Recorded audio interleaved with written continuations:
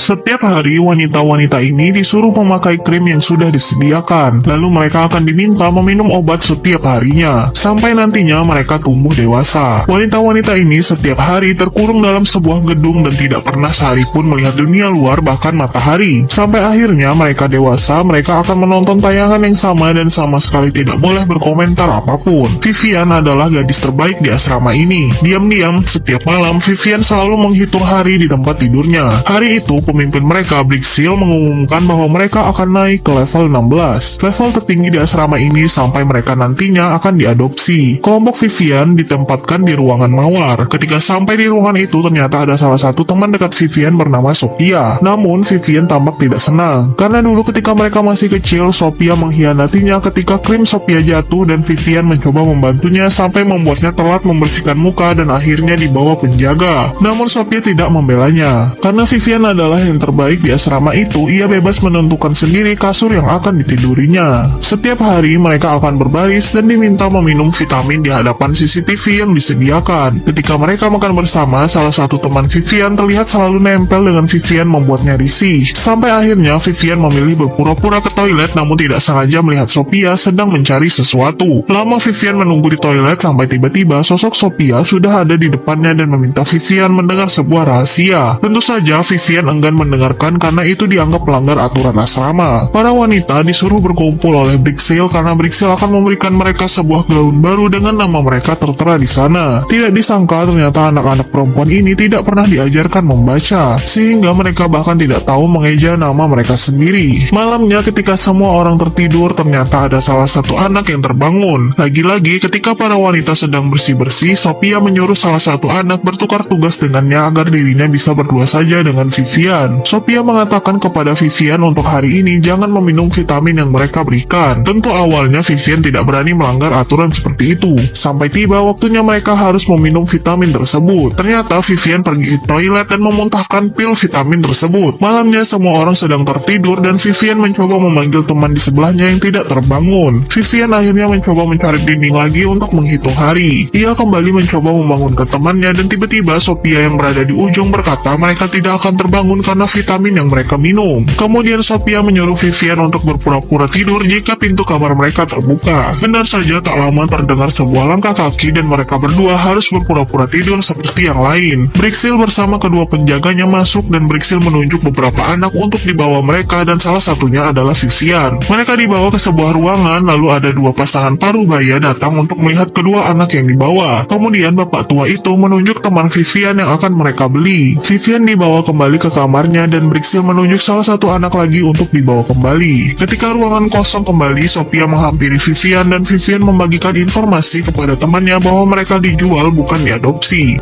Wanita-wanita ini tidak tahu bahwa ternyata mereka semua dipelihara untuk nantinya wajah mereka akan dikuliti dan digunakan untuk wanita berumur agar mereka awet muda. Dari mereka kecil sampai dewasa, mereka akan selalu dirawat dengan telaten agar nanti wajah mereka bisa digunakan.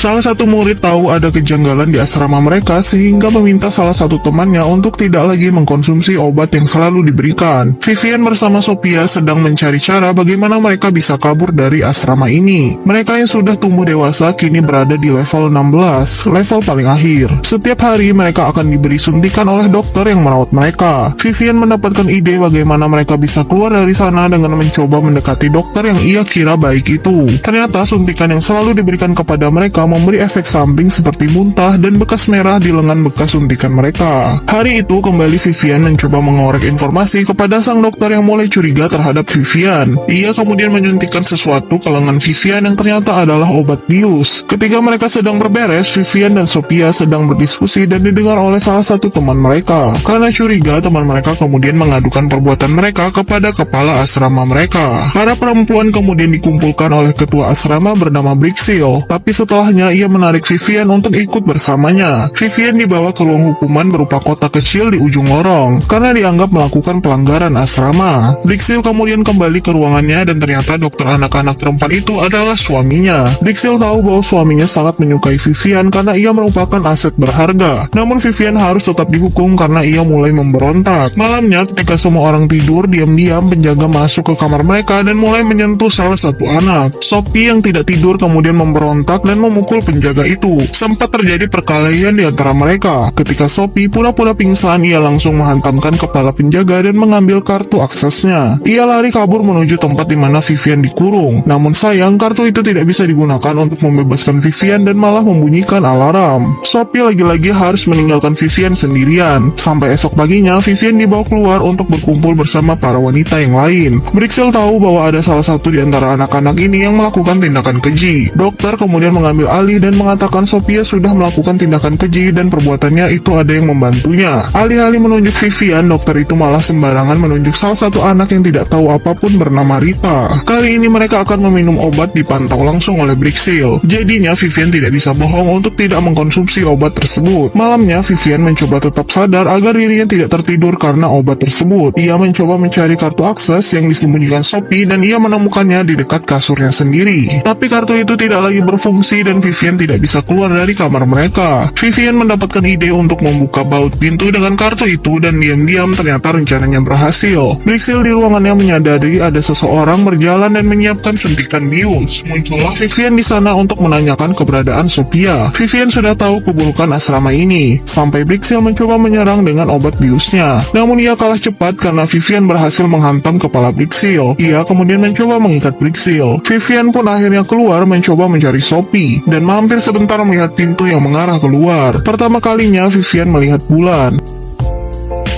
Setiap hari wanita-wanita ini dirawat untuk nantinya akan dijual. Karena tahu keburukan asrama ini, wanita bernama Vivian berhasil meringkus kepala asrama mereka Brixel dan mencoba mencari temannya Sophie yang menghilang. Vivian melihat ada ruang bawah tanah dan memutuskan ke sana. Ia masuk ke dalamnya dan menemukan ada penjara di sana. Vivian akhirnya berhasil menemukan Sophie yang diikat di salah satu penjara itu. Mereka keluar namun menemukan ada ruangan lain. Di sana mereka menemukan ada beberapa kantong yang disembunyikan. Salah satu kantong ada nama Rita yang adalah teman asrama mereka. Mereka mencoba membuka kantong tersebut dan begitu kaget menemukan sosok Rita yang sudah dikuliti. Ternyata selama ini mereka dipelihara untuk diambil kulitnya, bukan untuk diadopsi. Vivian dan Sophie sudah dekat untuk ke pintu keluar, tapi Sophie memutuskan dirinya akan turun menyelamatkan teman-teman mereka yang lain yang tidak tahu apa-apa. Ia kemudian masuk ke salah satu ruangan dan meminta mereka untuk ikut bersamanya karena disuruh oleh Brixel. Mereka akhirnya ikut tanpa tahu apapun. Vivian yang menunggu di pintu keluar mulai gelisah. Sophie yang tidak kunjung datang dan memutuskan turun mencari temannya. Ia tidak sengaja menemukan iklan yang menampilkan dokter yang selama ini merawat mereka, di mana ternyata ini bukanlah asrama melainkan klinik kecantikan yang menawarkan peremajaan kulit. Vivian kemudian kembali ke kamar mereka dengan membawa Brixel yang disekap dan mengatakan kepada mereka semua kita selama ini diternak oleh mereka. Awalnya teman-teman mereka tidak ada yang percaya. Kemudian Vivian memeriksa wajah Brixel yang ternyata dia adalah salah satu yang menggunakan wajah anak-anak agar dirinya awet muda. Semua pun kini begitu syok melihatnya. Kini mereka sepakat untuk kabur dan mengurung Brixel di penjara. Mereka kemudian bersama-sama keluar dari asrama mereka, namun alarm keamanan berbunyi. Anak-anak ini kemudian terperangkap sementara Vivian dan Sophie mencoba mencari jalan keluar lainnya. Mereka bersembunyi di dalam ruangan ketika dokter mereka mendekat untuk membujuk mereka kembali. Dokter itu mengatakan ia sudah menginvestasikan begitu mahal wajah Vivian. Akhirnya Vivian kemudian merusak wajahnya sendiri agar tidak bisa digunakan oleh mereka. Sampai esok paginya mereka dibangunkan cahaya matahari dan ternyata mereka berhasil diselamatkan berkat teman mereka yang melaporkan ke polisi. Akhirnya anak-anak ini bisa bebas dari ruangan yang mengurung mereka dari kecil.